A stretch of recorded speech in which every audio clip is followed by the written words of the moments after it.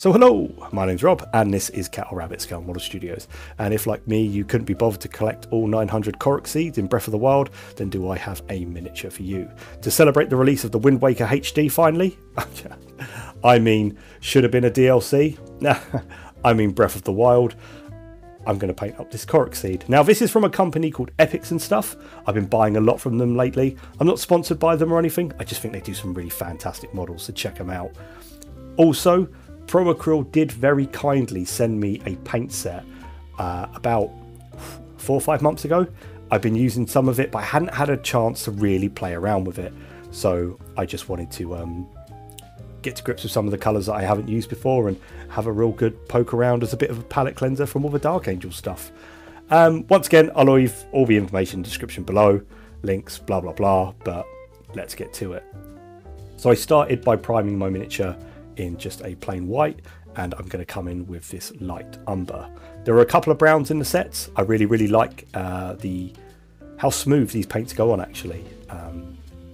One thing I will say is Breath of the Wild on the Nintendo Switch was some that I sunk, probably like many people, I mean hundreds of hours. I looked back the other day and I was like, wow, I'm never going to get those hours back. But you know what a game. So I really wanted to replicate that almost hand painted style that it has. So what I decided to do next was light umber and tan flesh. I'm going to mix these together and I'm going to make some highlights. Now, one thing you might not know about me is I'm a massive PS1 RPG fan. I absolutely love it. It was always my bread and butter. Games like Breath of Fire, Suikoden, Epics and Stuff also make miniatures for ranges and games like that, so do go and check them out. But when I first got my hands on Ocarina of Time on the N64, that's when everything changed. But I am a massive Legend of Zelda fan. I have all the historias, encyclopedias, the mangas, absolutely love it. So to get my hands on a miniature like this was an absolute dream come true. Here I'm just coming in with some dark umber, and I'm just adding a bit of depth to some of the grooves within the tree to really ham up that kind of fantasy-esque feel that the Breath of the Wild really captured so well for so many people. I love the art style of it. It sits somewhere between Skyward Sword and Studio Ghibli. It's got that lovely, almost, I guess, Sergio Leone from old westerns. It captures that loneliness and isolation in such a massive world, and I love the world that has been created in Breath of the Wild. I do think it's a game, because of its art style, will really stand the test of time when looking back through the ages, and that is something that you really have to appreciate when a game's able to do that. So here what I've done is I've come back in with my tan and light umber mix, and I'm just focusing on the bottom and the tops of the tree stump just to really accentuate those curves and bring out that lovely detail that's sculpted into this miniature. So there we are, that's how we're looking, and yeah, I'm digging it. This is a good palette cleanser. One thing I'm always keen to do is see how other paint ranges work with other paint ranges. So I'm going to come in with some washes from Citadel, sepia for the top of the tree stump, and some Agrap Cerche just to deepen those recesses in the tree stump a little bit more, just to kind of add that brushed look that I'm trying to replicate from that art style. I must say it was quite tricky to replicate a certain style that isn't your own, and I think it's sometimes where it was a good exercise this in trying to imitate someone else's work, but that work being a completely different media, which was, you know, it was just an interesting concept when I sat down to start kind of putting this miniature together. Here you can see I'm just using some sepia on the top of the tree stump. This is just going to get a wash. I'm not going to touch this too much, as I really want again to replicate that high fantasy feel. So that's how we're looking. Next up, this is light warm grey, and all I'm going to do here is I'm going to mix a little teeny tiny bit of black into it and make a bit more of a darker grey. and I'm just gonna paint in the stripes of the Korok himself here. I did this because I wanted that kind of like birch look. I always thought these guys were quite creepy in The Legend of Zelda. I don't know why, the way they kind of tilt their heads, I think it just does it for me. But I like the idea that they're all different plants and stuff like that. I remember these guys really vividly from Wind Waker, and I just wanted to kind of replicate that.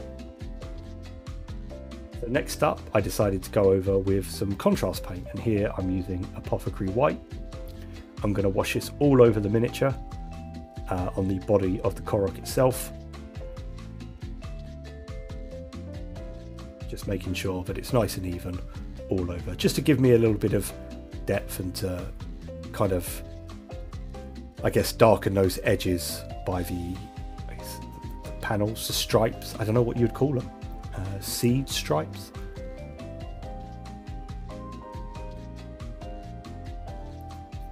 So next up, before the contrast has had a chance to dry, I've got my brush. The bristles are ever so slightly damp, and I'm just going to take it and wipe away some of the contrast from some of the areas that I would have, I guess, highlighted anyway. This helped me save a little bit of time. It kept everything really consistent on that, I guess, grey type of birch tone that I wanted for the Korok, and it just helped kind of piece him together. So here we are. It's not too much. It's got that nice kind of, I guess, birchy kind of look which I wanted. The next up, I've just kind of come in. This is just called green. It's really bright. Give this a really, really good shake. I found this was quite watery when it originally came out. One thing I like about Pro Acryl paints, they have agitators built into the bottles, which is, to me, I love stuff like that. But just make sure that, obviously, your paints are, you don't really need to water these down so much, so heavily, shall I say, compared to things like Citadel. But as you can see here, as I paint this on, look how bright that green is.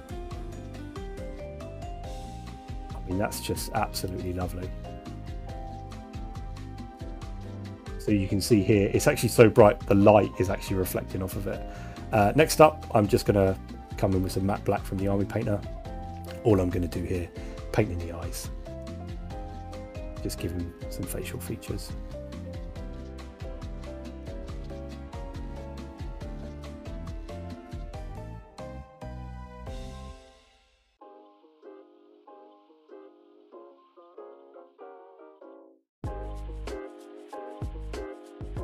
Now he's got a little bit of a face. He's starting to look a little bit more menacing. At least, once again, I think these look quite creepy. Next up, I'm going to come in with some yellow, and I'm just going to add it to some green, and I'm going to make a bit of a limier highlight, if you will. Now, once again, the sculpt on this model has some really lovely detail, especially on the leaf face. So all I'm actually doing is I'm just following the pattern that's actually already sculpted into the face. Just making sure that I've cleaned up around the eyes and any splodges.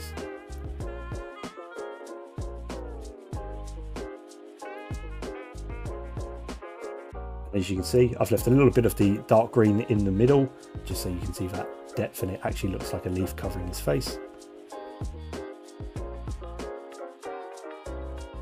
And now it's just time to paint the stick. For this, I just used the light umber, and then I just gave it a wash with Agrex Earthshade. I did this because I wanted it to look a little bit different from the tree stump, so I didn't want to replicate that same colours, just to kind of give a bit of difference. And lastly, this red. Now, this is called like Gold Pyre Red, but just look how bright that is. It's just so bright. It's, you know, unbelievable. And it just goes on so nicely, as you can see here. I wish I would have used more of this because it was such a lovely colour to work with. And I guess when paints are this nice, I do really, really appreciate them. And there we have our little Korok. Once again, this is an absolutely lovely sculpt, and I will leave a link to Epics and Stuff Etsy store in the description below, so do check them out. For someone that doesn't have a 3D printer, getting models of this quality just for a really reasonable price through the post is an absolute godsend. So let me know in the comments below, are you going to pick up Tears of the Kingdom, and are you excited for it? I am. I'm off to try and find as many Korok seeds as I can before it gets here. I'll see you all next time. God bless and take care.